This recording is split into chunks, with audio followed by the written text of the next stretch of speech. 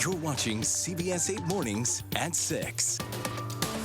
What is it about clowns? The whole, Scary clowns, like the man. bloody-faced ones, of course, are very terrifying. They get me around this and then time the of year. babies that are I up there, know. the creepy baby dolls, no thanks. Creepy time of year. It is Halloween after all. Thanks for being here at 6 a.m. I'm Eric Connert. And I'm Nada Iranpour. Of course, we all want to know what the forecast will be as everyone's making plans for tonight, Yeah. Evan.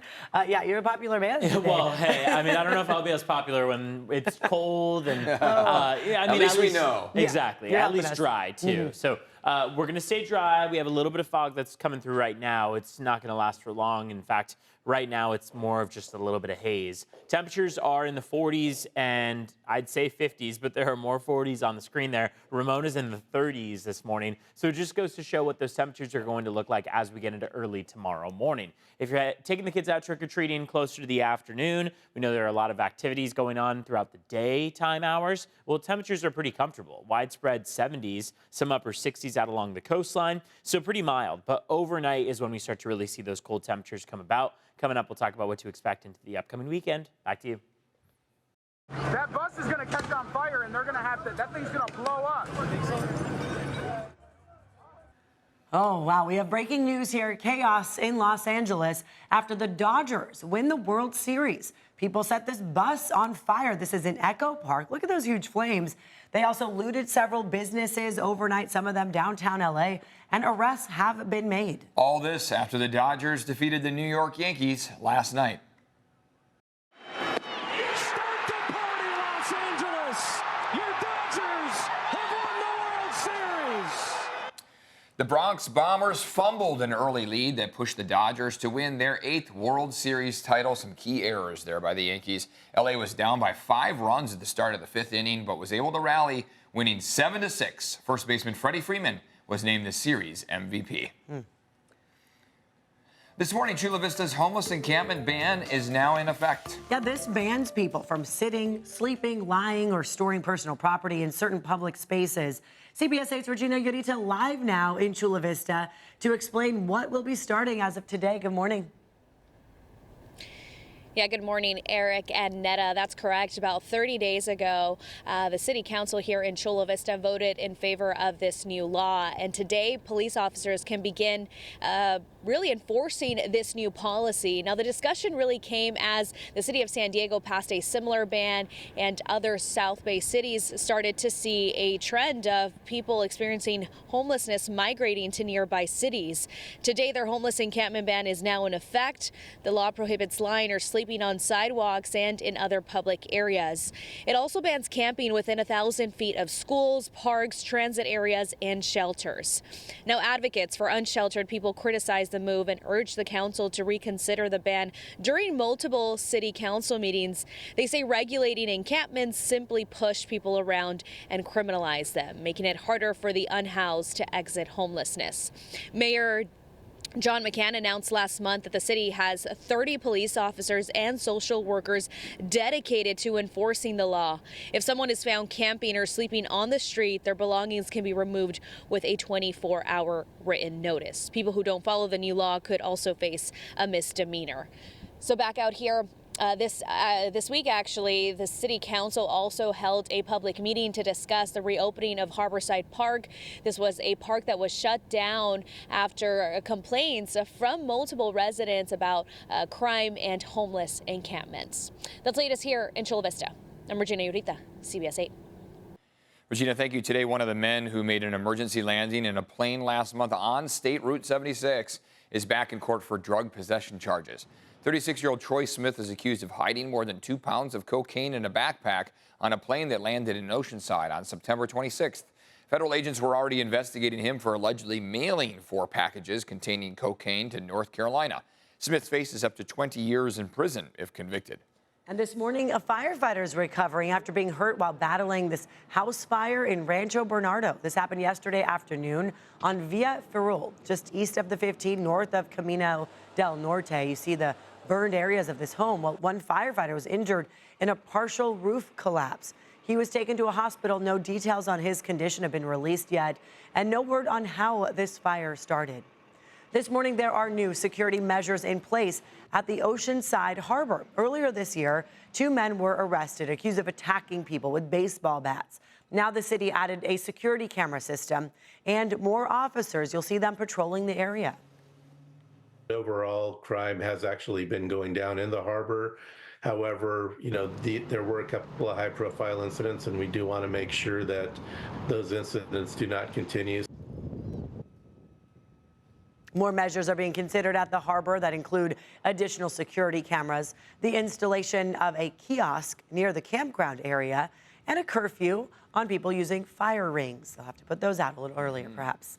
And now for the little ghouls and goblins. Yes, many of you cute ones and spooky ones will all be out tonight for Halloween. Oh, it's such a fun time of year. We want to make sure that all of your trick-or-treaters are safe, of course. And CBS 8's Chris Groh, live near the South Park Horror House with some important reminders. They went all out at that house. It's very impressive. They do, and they've been doing so for 5 years. And as I am now dressed up as a sad Yankees fan, not someone who forgot their Halloween costume, right when I get to a house like the South Park Horror House. But for all of you that are going to be out trick-or-treating today, there are a lot of helpful tips to help keep you safe. But then also this from Caltrans. Amount of trash is preventable, and also accidental too. Things just fly. You try to maybe put a wrapper in your pocket, and it just doesn't get there. But if you have that extra trash bag alongside you, if you're trick or treating in a group, it can go straight in there. But again, you can also put it right back into your candy bag. All right, so as we know, if you are going to be going out to a beautiful, as the Halloween term we will use, spooky, ghoulish house like the South Park Horror House, or when you're out trick-or-treating, one of the things that you're going to want to do is make sure that your little ones either have a flashlight or some of that tape that goes ahead and is reflective as well, too. Make sure that you're doing that. If you look at your screen on top of the decorations, Nosferatu, as well as Chucky here, you are also going to see some of those tips. Now, something else that you can do is use flashlights or battery-operated candles if you haven't been doing already to illuminate those jack-o'-lanterns, because, of course, open flames can be a fire hazard. Instruct children to stay away from open flames or other heat sources when they're out going around the neighborhood. And as always, if you're at a party, make sure you know where the exit is. Make sure that your kids know where the exit is. But as we get back here to the horror house here in South Park, complete with the fog, which, yes, this is coming from the house. This is not how the conditions are right now, though I do hear that it is foggy in some places. You can see this is where nightmares turn into reality, as even some of these decorations and some of these animatronics kind of come alive here in the dark. So for this Halloween, we are going to send things back to you, Eric and Netta. Hopefully, again, as we go through the morning, we will show you a little bit more of the South Park. Don't disappear on us. I was a little worried he might just kind of disappear into the fog. That tarantula could get you, too. Be careful. I mean, the owner of that home to go all out like that, and the kindness of his heart to scare you that way. Really into the spirit here. Oh, there he goes. He's disappearing. There he is. Thank you, Chris. Appreciate it. Yeah, some good reminders for our little trick-or-treaters out there. And be ready, because a lot of them like to go out before it gets too dark. Yeah, of course. And then the sun sets, candy ready. It gets even spookier. Yeah, exactly. And I mean, there's going to be a big difference if you're taking the kids out when the sun is still out versus once that sun sets. We like to do all the options. Yeah, day and night. Right. Try a little bit of everything. See what works best, because daytime hours are very comfortable. Widespread 70s out there. It's almost like a summer day that we're expecting. Wow. And then as we get into the nighttime hours, that's when we're going to start to see the temperatures sink quite a bit. Take a look at forecast for the day today. This is out along the coastline. Instead of the upper 60s, 69 degrees, for example, at 2 p.m. If you're inland, add maybe 5 degrees to that, and that's what you can expect for this afternoon. We're going to see those temperatures slide after about 4 p.m., especially past 6 p.m., when we have low 60s in play, even upper 50s expected. So taking the kids out trick-or-treating is going to be kind of a waiting game. If you are going to be waiting till sunset, then you can expect that slide in temperatures at 7 p.m., 62 degrees, 8 p.m., 60, and 9 p.m., 59 degrees. We are going to be getting chilly.